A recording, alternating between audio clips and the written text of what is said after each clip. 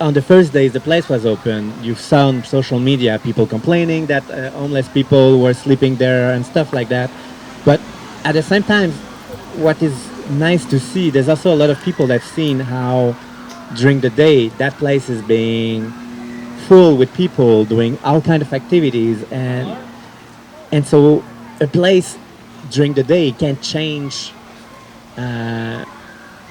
usage in many ways. And if at night there's no one there, why is it a problem that there's people putting their tent, for example? If there's, so how do we manage to have that cohabitation and find a way to change the usage? And so of course people on morning are just like, oh, it's ugly, it's full of like trash and stuff like that. But then during the day there's people picking up, and at night with the animation in the village, it's full of joy. And so it's really a question of perspective also. So there's probably something on the education of like how to get those people to be like, hey, share the space, which also was something very funny I've heard in one of that meeting with the business owner. It was the police saying to the store owners, like, you have to be more tolerant, which is something very weird to hear from the police, and hypocrite also. But still, so there's an education to be done to the population in general also on like how to treat this this fabric of social life, and so I do hope that this place in the village, which has become a public place, which is not a park, may change things and may bring various other things. So I think there's hope of not necessarily having to keep things ugly to create possibilities of living together and doing things with different population.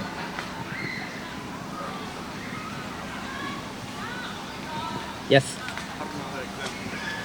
If I may, because I feel that from experience, the communities are often very open to communication with the people living outside, and because like I live in Ashlaga, and last summer there was the eviction of the campers that were living there all summer, and it was pretty ugly. The cops got there very early with it was the riot police, and even though some people were like able to be what's the word? Like mobilized to get there and try to fight back against the police pushing, there was lines and people holding arms to try to stop them, but they got like gassed, pepper sprayed, and basically bullied out of the way. And like I think the only person reporting there was the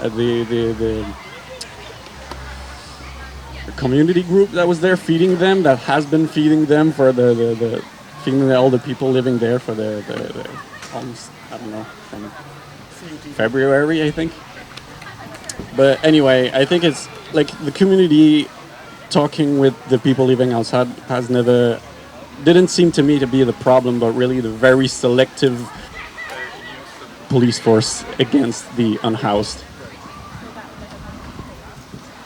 That was my experience. Someone. This is more of a comment rather than like a question or anything, but I think something important touching on the public education part about gentrification is making sure that you're voting in like the school board elections to ensure that people, like the right people, are going into education and teaching our future about these things. Because if we keep on having people in our school boards or educating younger children about these harmful ideas, we're never going to progress. So it's really it's more of a full circle. It's important to go out and be part of the housing committees, but education is extremely important.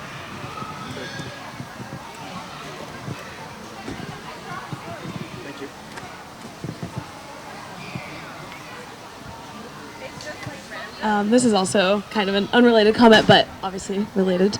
It's something that people I don't think have thought about a lot, but it's something I'm starting to think about, is the role that climate change is going to play in gentrification and policing. So it's something that's already started in some places. Like an example I know of is in Miami, for example. Rich people always wanted to live on the beach, but now with rising sea levels, they're moving inland. And so cops are starting to actively like gentrify and force people out of like Little Havana and sort of communities of color. And I don't know how that sort of thing is going to affect, like Montreal is kind of safe for a while, but in terms of, more climate refugees, there's going to be increased policing of where do they get to be, how do they get to exist in public spaces.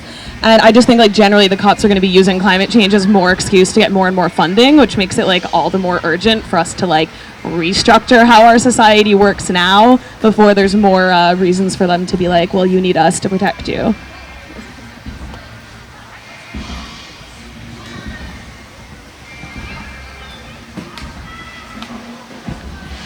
This is also more of a comment, but it's just like kind of like taking all the examples and like all of the comments together. I think it really just shows that like police do not protect people. They exist to protect property and land and the rights that go with that. So obviously class plays into that. Rich people own these properties. And so therefore, whether the police act or don't act, their actions protect those interests. We can see that with gentrification and not supporting tenants and their rights, but also in removing encampments and displacing people who are already houseless and disconnecting our communities.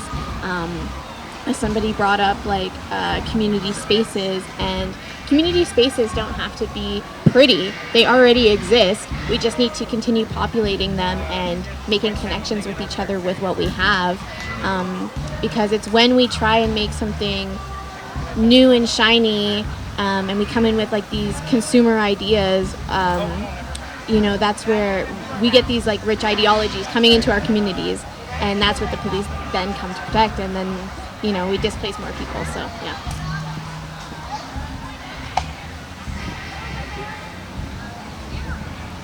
Yeah, it makes me think of the workshop before that was giving an example of like how the person been robbed and then call the police because you call the police because you think it will make you safe, and then the police didn't come and they're like, oh no, it's just for the insurance. And they're like, we have to like show people, we think that police may make us safe, but we need to show how much there's various ways that we can be way more safe than with police, so that people will understand that there's other ways than just calling for more cops and more cops, because it's not useful. A bit like more cameras in the streets. It creates a feeling of safety, but doesn't bring any safety, doesn't prevent the crimes.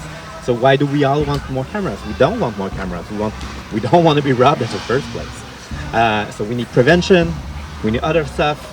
That's not the police that can provide it, definitely. So there's a mentality to change also on that. Any other comments?